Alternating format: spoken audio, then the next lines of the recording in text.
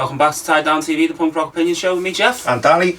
And before we get started today, got a couple of shout-outs to do. So first of all, our man, good friend of the channel, sent us some stuff, Mr. Diddley Whack. He's a good friend on Instagram as well. He sent us, and I'm not even exaggerating when I say the words, a fucking shit ton of vinyls and CDs and t-shirts recently.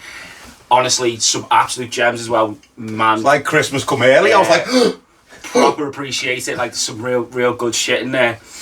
And second shout out to a YouTube channel. It's called Local Bandography, and the series called Vinyl Community. A long time watcher of our stuff. Also watched a lot of his videos. Absolutely amazing. He did a response last week to our overrated hardcore albums because he said he wanted to comment. Comment would have been too long.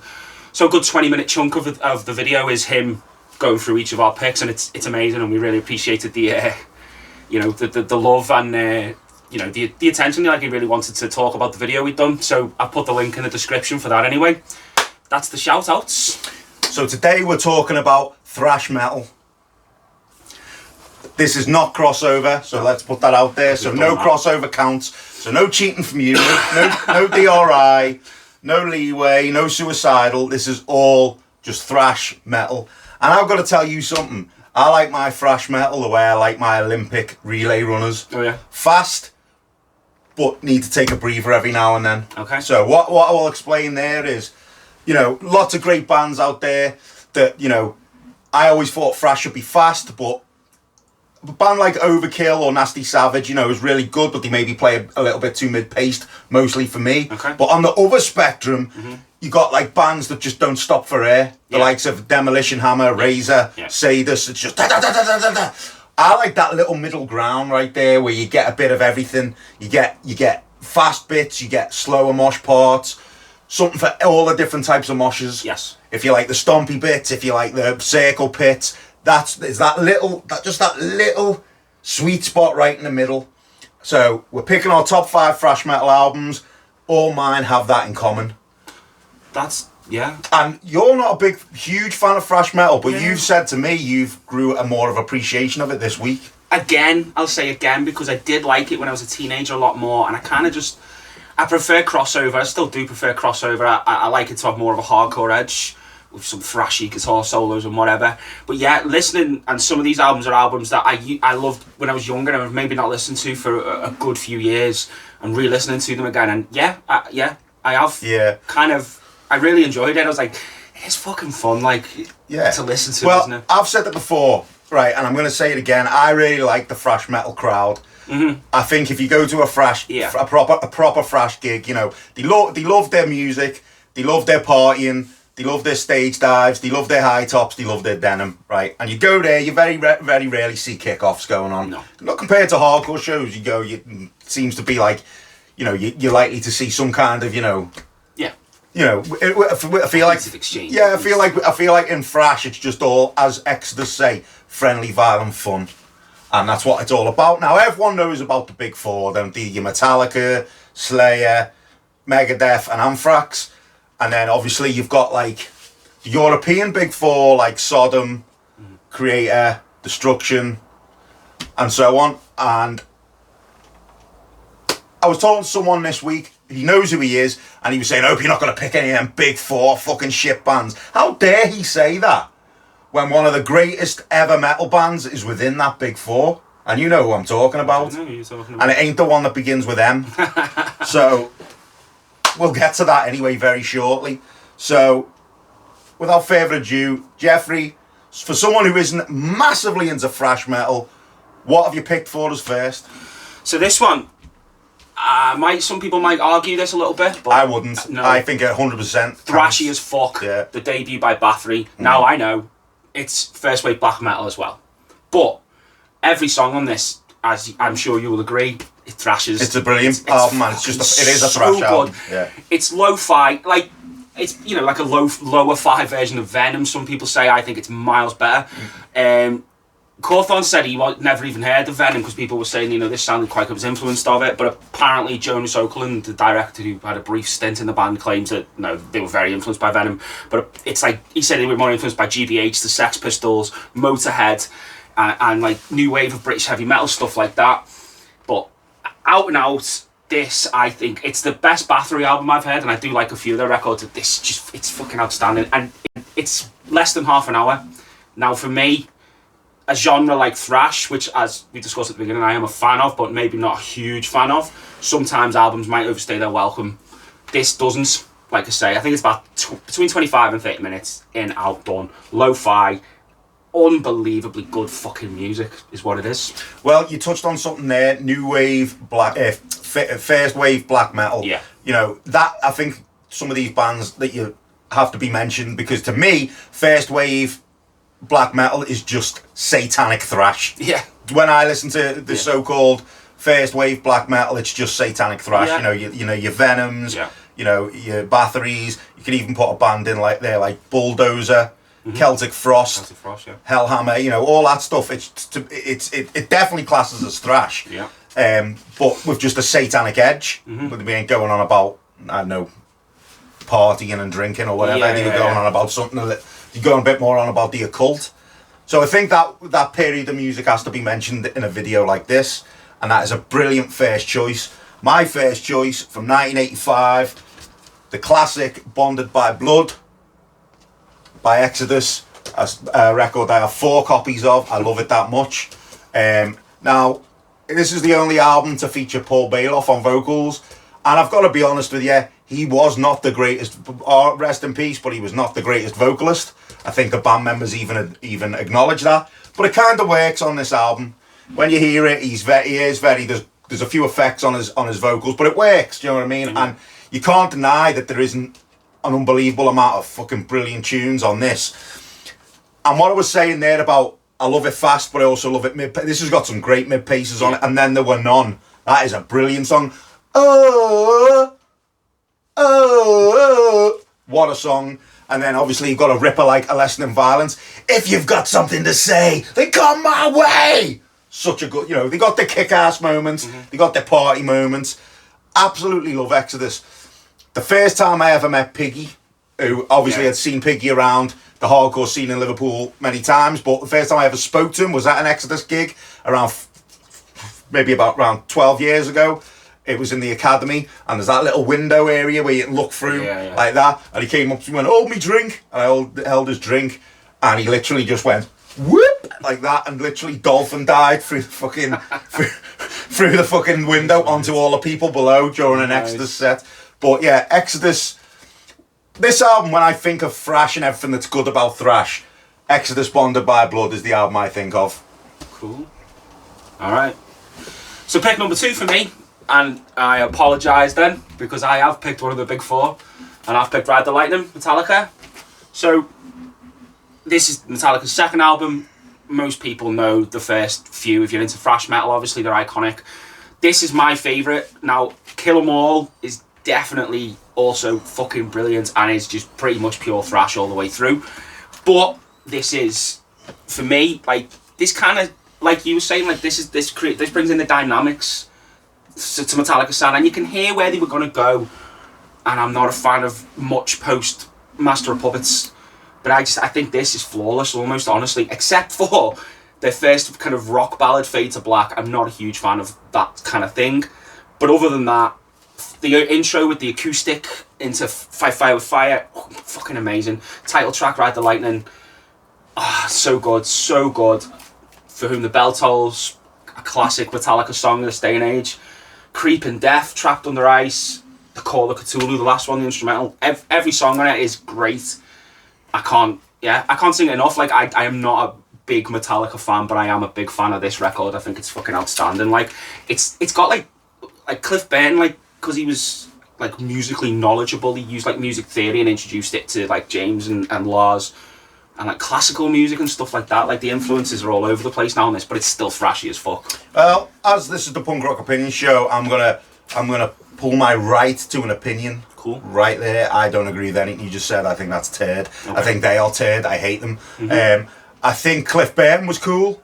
I think if I had to like something, it would be the first 4 albums. I'm actually gonna put And Justice for All in their better era of albums, even though obviously it's got no bass sound going on.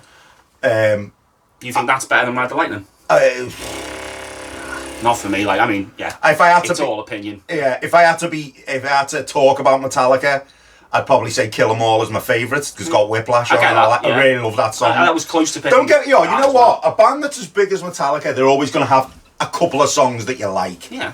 You know, it's like the Bee Gees. They're always going to have a song you like. They got a few. Yeah, exactly. You know what I mean? That was probably I quite like the Bee Gees. That's probably a bad analogy. I know what you're saying. Yeah, they're always going to have a couple of songs that you like. They've got one whole album there that I think's brilliant. I do not like Metallica. I've never been into Metallica. Even when people go, yeah, but the first, even that stuff, I'm not massive into them. You know what I mean? I'm gonna agree with you to a point because I feel like you're basically saying that they're very overrated. Yeah, I agree. Yeah. Even in Thrash, I think they are a bit overrated, but I still think that's a fucking gem of an album. Right. Well, it's one of my favourites. Well, you know what? Right.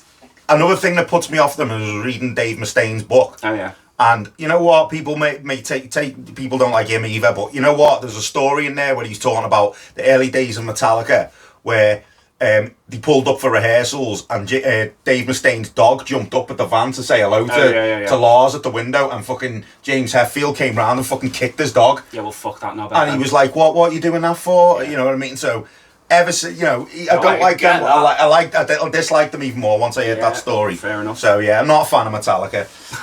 So you've picked the big four. I've picked a member of the big four. I've picked the best, in my opinion, member of the big four. 100%. But which album have I picked? Now, have I picked Rain and Blood? The album that seems weirdly now trendy to hit up, to kind of slag off for some weird reason. I haven't picked it though. I picked Calloway's Way. This is a masterpiece in evil. This is absolutely. Listen, I'm unapologetic in my love for Slayer, especially the early stuff. Even now, actually, they're like, later on. Like, he had a few good albums. Yeah. Like, what's that one? It's Christ 2000. And God Hates Us All. God Hates Us All. Yeah. I love that album. Some tunes yeah. You know what I mean? And I'm on. People say, they're fans though. Slayer. Fuck that. Who cares? You know what I mean? You don't have to hang around with them. This band are one of the best bands ever. I don't care what anyone says. And you know what?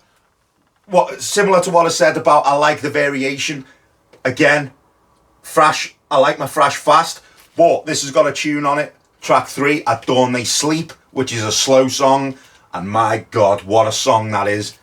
This, like I said, I don't like using the word masterpiece too much, but this is, like I said, if I had to say something about this, it's a masterpiece in evil, and I love probably their first 5 albums, but if I had to pick one favourite, it would probably just be Hell Awaits that beats Rain and Blood.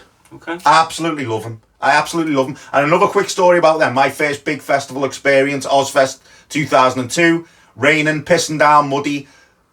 Right, no joke, right? You got to think of the time here, 2002. Cradle of Filth, bottled. Yeah? System of a Down came on, bottled. Now remember, think of the time, 2002. These bands were big deals then. Lost Prophets, right? Bottled.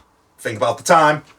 Slayer came on, not a single bottle. Only band of the night. Everyone was just like, the respect was through the literally the whole field. The respect was, and yet when you just know from that moment you're in the presence of metal royalty. Yeah. That's what, because that was it. Back then I only knew the big tunes. Rain and Blood, Angel of Death, all that stuff. So I'm only young still then.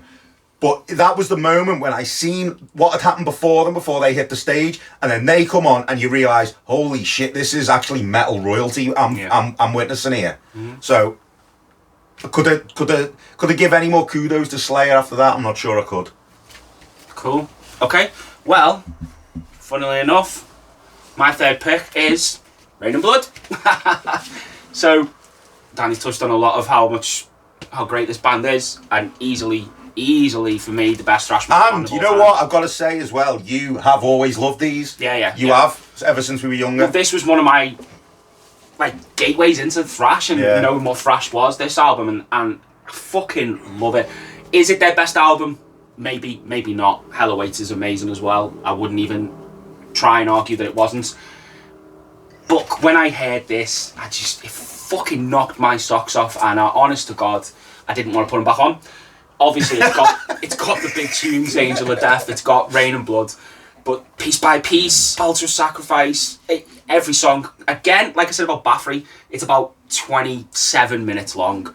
Doesn't outstay its welcome. Not a fucking ounce of fat on it. Originally released on Def Jam as well. How cool is that? It's their most well-known. The impact on me for it was fucking huge, and I don't care. People want to shit on it all they want because it's the popular one. It's popular for a fucking reason because it's outstanding. Yeah.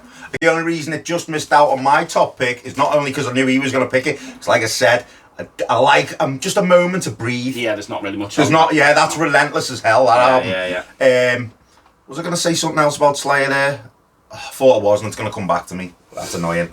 My next choice from 1988, I've gone Eternal Nightmare by Violence. Absolutely love this band right now.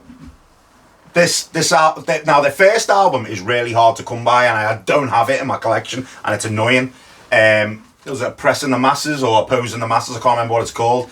That's got a tune on it called Officer Nice, which is an unbelievably good song. But yeah, I've never been able to come across a physical copy of that album. But this was recommended to me at a house party by some little seedy mosher who was sat in the corner in a leather jacket, and he had like a little horrible moustache, and he was the one person sat there with like a drink who no one was talking to, and he had like one of them like seedy haircuts where it's just the side and nothing on the top. Oh yeah. Yeah, but he was about 18. Right, but he was going, and I was wearing, I think I might have actually been wearing a Bathory shirt, and he came up to me and he said, "You like thrash?" I was like, "Yeah, I like thrash." You like Violence? I was not familiar with Violence. He's like, "It's Rob Flynn's first band." So yeah, Rob Flynn's first band, Violence, before he formed Machine Head. And it turns out that this little weirdo was the DJ for the party, and he was sat there with his little book of CDs open. He was sat by the CD player, and he was, and all this. Anyway, he said, "I'll play you it." Anyway, he put it on, and he said to me, and this seems to ring true now. This would have been around 2002. He'd said to me, "One thing about this band, you need to get used to the vocals." Now, when I read online, a lot of people say the same thing. I can't get used to the vocals. I might be in the minority here because I absolutely love the Violence vocals. Right. Seen him live this year. Did not expect the singer to look the way he did. Came out very small, bald guy in like an escaped mental patient's like kind of outfit. And he looked a nutter. He just looked like the kind of person who, like, if you were in an alley, you'd just go, like that, and just like fucking stab you with a little, you know what I mean? Yeah. But yeah, I mean, probably, maybe apart from Angel of Death, maybe the best opening track on a thrash metal album, Eternal Nightmare, the title track. Give this a listen because I feel like not enough people know about Violence. Give it a listen. I like the vocals. Some people don't. I absolutely love this album. I love this band. Fuck Rob Flynn. He should have stayed in this band. Cool. Alright, fourth one for me. I've gone for Rrröööaaarrr by Voivod. Rrröööaaarrr. I don't know how you pronounce it. It's like 3 R's, 3 O's, 3 A's, 3 R's again. Canadian thrash morphed into like a tech prog metal band. But early doors, first 2 albums, War and Pain and this one. Oh look, I've got that too right here. Very thrashy. It's just right up my fucking street, to be fair, when it comes to thrash. I actually do like some of their latest stuff. But this is just fucking great. It's like Venom meets Motorhead. With a bit of Discharge even in there. Like, there's definitely some punkiness. The guitarist, Piggy, unbelievable player. Quite jazzy. And even on this album, I feel like there's a couple of songs where he plays slightly behind the beat, which is almost like a free jazzy. I don't know, it's hard to explain it, but yeah, it just kind of feels like, but it's still tight. It's great. It's just thrashy. Like I said, later on, they definitely went a bit more proggy, techy, etc. But this is just straight down the middle again. Not a lot of let up, but outstanding thrash metal. You know what? They're a band. I mean, I've got like 3 albums there. They're a band I've never been able to take to. I've tried. I know a lot of people whose opinions I respect really like them. A lot of punks seem to rate them. Yeah. I don't know. I just can't take to them. I like some of it. I like the early stuff especially. What's the first album? Is it War and Pain or something? Like, that's probably the more straight up thrash album that they did. Yeah. But even that, I remember when I got older, I was so excited, and then I'd like, it's missing the mark for me, this. But you've reminded me of the thing I was going to say about Slayer. Actually, I was going to say about Slayer. I think the thing about Slayer is what we were saying about the first wave of black metal, with that demonic, satanic thing. I think out of them, like, big four thrash bands, they took that evil, demonic thing and just ran with it and fucking give it steroids and just, you know what I mean? Definitely. My next pick is from... Whoa, it's fallen out. I haven't even written it down. From 1987. There we go. Ignorance, Sacred Reich. If there was ever, in my opinion, a meat and potatoes thrash metal album, this is it. Everything thrash should be. No nonsense, there's no messing with it. There's no attempt to be fancy or anything like that. Love the vocals, really mean sounding, almost hardcore-y vocals at times. Really love it. Now, anyone who's, I don't know if I could talk for people in America or anything, but any thrash fans of a certain age in the UK will know that for a long time this album was very, very difficult to get hold of. And if Geoff would just move a sec. There we go. Thank you, Geoff. Now my CD version of it, this isn't actually an OG. This is actually an original from 1987, released on Roadrunner. And the thing about this is I managed to get hold of this around 15 years ago when you couldn't get it. It was out of print, and then I ordered it off eBay off someone. He sent me it, and it was old school because they sent it with a note that I wish I'd kept, and it was like, "Hi Danny, I've kept this in brilliant condition since 1987.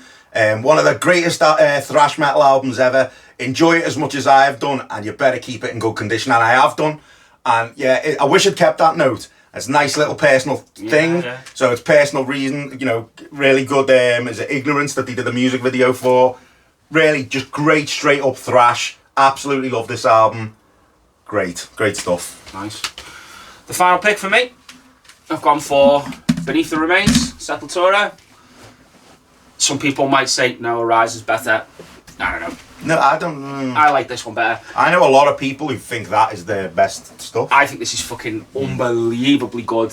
Now, the first two albums are good as well. I know you're a huge fan, aren't you? Schizophrenia and... What's the other one? Morbid Visions. Morbid Visions. The production on this is obviously better. I just think... I think this is flawless. Again, I think every track on here is fucking brilliant. The title track to start with starts with that like acoustic and like much like the Metallica album I was talking before, and then it's blistering in itself. Amazing song. There's a good video to that. Well, there's a video to that. I think everything on it. Yeah, I think every track on it's fucking amazing. I think they're a band who I listened up to. I've heard up to like Roots and stuff like that. I've not really heard much of the Derek Green period. This for me personally is the best thing they ever did that I've heard. I think it's almost untouchable again in thrash. I think maybe behind Slayer, one or two others, this I think is one of the best out there. Unreal. Well, I'm just to continue with Geoff's gushing of Sepultura. I think it's hard to argue that back then Sepultura were one of the best extreme metal bands on the planet. Yeah. They had home run after home run for maybe like their first 4 or 5 albums. Mm-hmm. For me, this is the best thing they've done. Morbid Visions, however, it would have made this list. The reason it hasn't is because I class this as a full-on death metal album. Yeah. Completely. They were going a bit more thrash and schizophrenia, but for me, this is a straight-up death metal album, and it's an unbelievably good one. But Sepultura, I mean, flipping heck. Yeah. That period, you put them up against anyone. You know what I mean? They were so good back then, without doubt. My last pick from 1987. And this, you've probably just seen it because I've just flashed it in front of the camera by accident. The Legacy by Testament. Obviously, another great standard thrash metal band. Why did I go for this album? I could have went for the second album that's got my favourite song on, Into the Pit. But I've gone for this. This was my introduction to them. Obviously, again, as well, it's full of hits. Over the Wall, Raging Waters, Curse of the Legions of Death. The first strike is deadly and it ends on a high with Apocalyptic City. Another thing I really love about this band is not only the vocals good, but Chuck Billy's flow of the way he delivers his vocals. I'm not going to say he's rapping, because obviously he's not rapping, but it's like very like the way he fits. Like the cadence, he can fit full, what feels like really long paragraphs into ultra fast music. and be like, you know, really the flow that the guy has is fantastic for music like this, which that's hard to do. I can tell you that from experience. Yeah. That's really hard to do. But yeah, testament. This was only picked for this literally about 10 minutes before we came on air, because I was going to go for that or Among the Living by Anthrax, which is an album I also love. I didn't want to overdo it with the top big four stuff though. Fair enough. But yeah, people say that these should have been in the big four. Yeah. But there you go. I don't think anyone can argue with that. So there's our picks. You're going to let us know yours in the comments, I'm sure you will. And like, subscribe, ring the bell for some notifications. Jump on the Instagram and the Facebook, give us some likes, follows and messages. We'll see you next week.